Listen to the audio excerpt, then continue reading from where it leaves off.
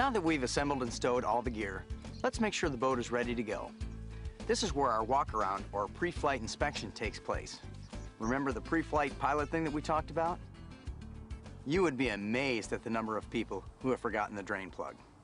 Most of us, them, won't admit it, but it does happen. That's one of the reasons we recommend a checklist. Most plugs are adjustable, so check that you have a tight fit. Next, check the charge on your battery, or batteries if you have a trolling motor. It's both embarrassing and disappointing to arrive at the lake and find the batteries are dead. It's even worse when you have just enough charge to start the motor, leave the ramp, and find that you're stranded somewhere because there just wasn't enough to start a second time. While we're checking the charge, let's go ahead and check the fluid levels as well. It's a good idea to be sure the bilge pump is working.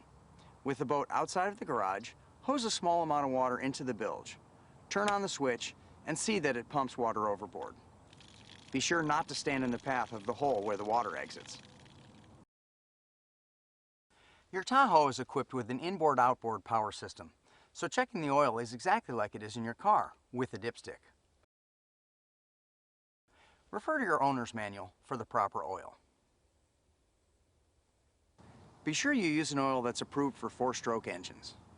If you have a 2-stroke, you'll have an oil reservoir on the engine with an access cap, or the reservoir will be inside the boat where it is easily accessible. Not much you can do here.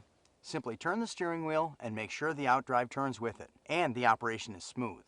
If you have power steering, the wheel will be hard to turn with the engine off, but it will turn. Turn the key to on, not start, and check to see that you have adequate fuel for your mission. A good rule of thumb is to allow 1/3 of your fuel for the trip out, 1/3 for the return trip, and the remaining 1/3 for reserve. We'll talk about fueling later on the way to the ramp.